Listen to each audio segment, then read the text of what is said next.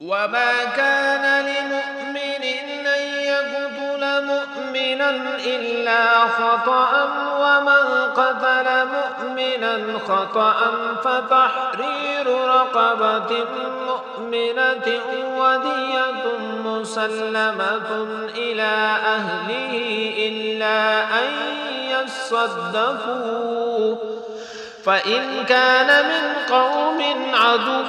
لكم وهو مؤمن فتحرير رقبة مؤمنة وإن كان من قوم بينكم وبينهم ميثاق فدية مسلمة إلى أهله وتحرير رقبة مؤمنة فمن لم يجد فصيام شهرين متتابعين توبة من الله وكان الله عليما حكيما.